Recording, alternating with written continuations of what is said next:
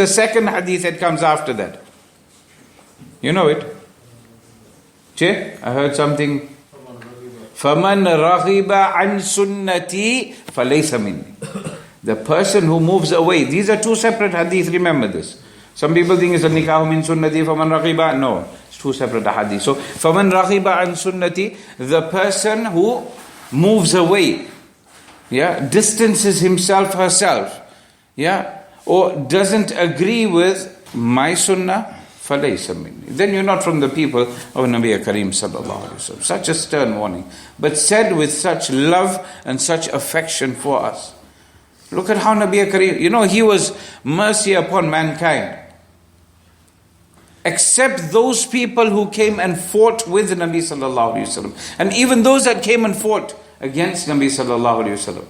Look at the character of Nabi sallallahu ta'ala alaihi wasallam, how he responded. One simple example. Nabi sallallahu alaihi wasallam, we all know the story. He's resting under a tree after returning from a journey. They're returning from battle. He's resting under a tree. His sword is hung up on the tree. Enemy gets in somehow, infiltrates a Muslim camp, gets hold of Nabi sallallahu alaihi wasallam's sword, and sits on top of Nabi sallallahu alaihi wasallam and says, "Who is going to save you from me?" Nabi sallallahu alaihi wasallam didn't say, "What you think, man? I want to fix you up. Let me just get up your blood also." That's us, isn't it? We just want to get all gangster, and when the time comes, then we become cardboard gangster. Nabi Kareem sallallahu alaihi wasallam said, Allah. It is true, Allah's name. Allah will protect me. That person shook. That is what you call shook. Not what you say, the guy was shook, man, when he saw me. Meanwhile, he smelled your breath. You haven't brushed your teeth. He shook. He dropped the sword. Nabi Kareem sallallahu alaihi wasallam quickly got up. And now he's on top of him. He's got the sword. He says, now who's going to save you from me?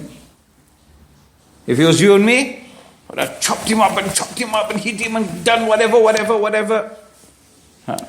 That's if we would have had the guts anyway. Would have probably legged it from him. Nabi sallallahu alaihi wasallam didn't do this. Look at the love in his heart for mankind. One hadith of Nabi Kareem sallallahu alaihi wasallam comes something to this effect, that I have been told that I must fight with mankind until they believe in Allah, until they believe in me, and until they believe in the book that I have been sent with, yani Al-Quran. Fight in which way? Literally? With a sword? With arrows? No. With weaponry? No. With enmity? No. With love? Definitely. With hikmat, ud'u ila sabili rabbika bil hikmah wal mau'izatil hasana. Today we invite someone to the masjid. Today we correct someone in the masjid. We tell them in such a bad manner. We tell them in such a rebuking way. The person doesn't want to come masjid anymore. Well, Allah Ta'ala commands us, invite to the way of your Rabb. Bil hikmah, with wisdom. Wal mau'izatil hasana, and good and nice and pleasant words. Nice advice. Subhanallah. So, if we look at Nabi Kareem sallallahu ta'ala alayhi wasallam's character, he was full of love. He was not full of hatred. He was full of love for the entire ummah. Even his discourses and discussions with those that were the enemies of Islam, look at how he dealt with them. Look at when Nabi Kareem sallallahu alayhi wasallam is in Ka'batullah, he is making salah there. Was it Abu Jahl who took the entrails of a camel and put it all over Nabi sallallahu alayhi wasallam while he was in sajda? His daughter, beloved daughter, the queen of Jannah, Hazrat Fatima radiallahu ta'ala anha, she comes and she's crying and she's pulling off all of this with her tiny little precious hands. And she's getting upset with the enemies that have done this to Nabi sallallahu alayhi wasallam, to her beloved father. And how does Nabi sallallahu alayhi wasallam respond? Does he respond with anger and hatred and just wanting to beat everyone up? No. It's always love and affection. Subhanallah. So always remember, third thing is, we need to emulate and copy Nabi Kareem sallallahu ta'ala alayhi wasallam's character. Some things compulsory, some things are encouraged, some things are there for just for you and me to know about our beloved Nabi sallallahu alayhi wasallam. So the first thing was to believe in Rasulullah sallallahu alayhi wasallam. Second, to obey, and the third is to emulate or copy Nabi sallallahu alayhi wasallam. The fourth thing, time is running out.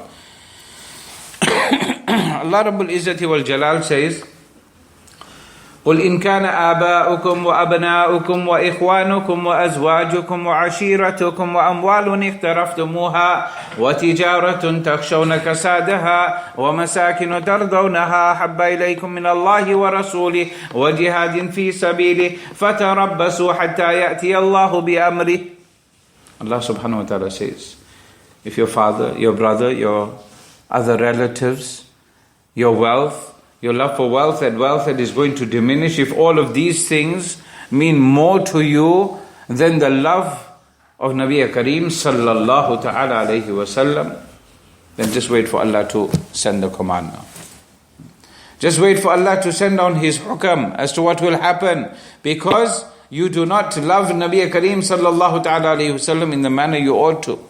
Nabi Kareem sallallahu alayhi wasallam himself said that the person who, or rather he says, none of you truly believes until he loves me more than his father, and the entire ummah, the whole of creation, everything. Until you don't love Nabi sallallahu alayhi wasallam more than everything else, do we love Nabi sallallahu alayhi wasallam? When it's salat time, then we don't. Why? I'm not talking about Ramadan now. I'm talking about even in Ramadan, sadly. In Ramadan, oh, I'm too tired because I've got to go work tomorrow. I have to miss my salah. Am I lying? Am I lying? The reality is the masajid are empty. The first night of Ramadan, look on Eid day. If anyone wants, now tonight is the 14th night of Ramadan. 15th night of Ramadan, sorry. Today is the 14th fast, 15th night of Ramadan. You can do a bar chart and just count every day how many people are here.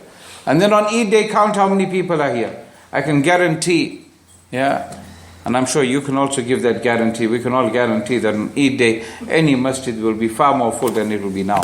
Why? Because the reality is in our hearts. Our love for Allah and His Rasul sallallahu alayhi wasallam isn't to that level where it's supposed to be. So what do we do now? Do we just stop coming for salah totally? That's the easy option, isn't it? Say, forget it. Why should we even bother? I don't have enough iman. The Maulvi Sahib said, you know what? Your iman is too weak. Sometimes we only look for the negatives. And we use that to our advantage. We say, well, Maulvi Sahib said that, so we don't need to go for namaz anymore now. Anything, sin is on his head. The reality is, when your car has a puncture, what do? Do you just leave it on the side of the road, say it doesn't matter, I'm going to go buy a new car? Do we do that? No. We fix up that puncture. We get AA or RAC or whoever it is, green flag, we get a recovery. Or you can phone Burhan and tell him, come and sort it out. Come and help me. Or you pull out the spare tire and you got your nice white jubbah on for Jumu'ah. Allah Ta'ala save us. But if it happens, then your jubbah is going to get dirty with the brake dust and everything. You're going to change that tire so you can keep on moving. And similarly with the journey of life, we have to keep on moving and improving our deen. A person doesn't say, I've got a car that works perfectly, and you know what I'm going to do? I think I'm going to sell it and I'm going to buy myself a banger. Because you know what? I don't have any breakdowns. Anyone does that?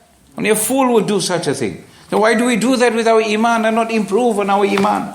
Let us work on it. We have the best time, the month of Ramadan.